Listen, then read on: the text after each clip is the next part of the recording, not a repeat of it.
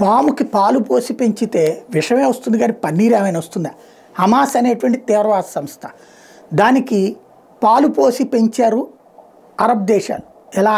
వాళ్ళందరూ ఏడాది ఆదాయం నుంచి కొంత తీసుకెళ్ళి ఖతార్కి ఇచ్చి, ఖతార్ ద్వారా ఇట్లాంటి తీవ్రవాద సంస్థలు హిజ్బుల్లానో, హౌతీనో, ఏది మన లష్కరే తోయిబానో, జైషే మహమ్మదో, లేకపోతే హమాసో ఇట్లాంటి తీవ్రవాద సంస్థలకి డబ్బులు ఇచ్చి కొత్తగా ఒక్కొక్క చిన్న ప్రాంతం మీద దాడి చేసి ఆ ప్రాంతాన్ని ఆక్రమించుకుని అక్కడ ఇస్లామిక్ రాజ్యాలుగా మార్చడానికి ఆయుధాలని అడ్డుపెట్టి ఆడేటటువంటి జోదగాళ్ళైనటువంటి తీవ్రవాదులకి అండగా నిలుస్తూ వచ్చారు. ఇప్పుడు ఇజ్రాయెల్ హమాస్ వార్ నడుస్తుంది. దాన్ని ఇజ్రాయెల్ పాలస్తీనా వార్గా చిత్రీకరిస్తూ దాన్ని ఆపేయాలంటూ ఒత్తిడి తెస్తున్నటువంటి వేళ ఇజ్రాయెల్కి యూరప్ దేశాలు కూడా అండగా నిలబడుతున్నాయి.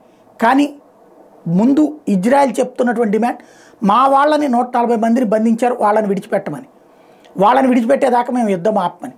అందుకనినే వీళ్ళు ఏం పెట్టారు ఆంక్ష, ముందు ఇజ్రాయెల్ సైన్యం ఖాళీ చేస్తే అన్నారు. అప్పటికి 300 సైన్యం ఖాళీ చేసింది ఇజ్రాయెల్. అయినా వీళ్ళు దాడులు ఆపట్లేదు.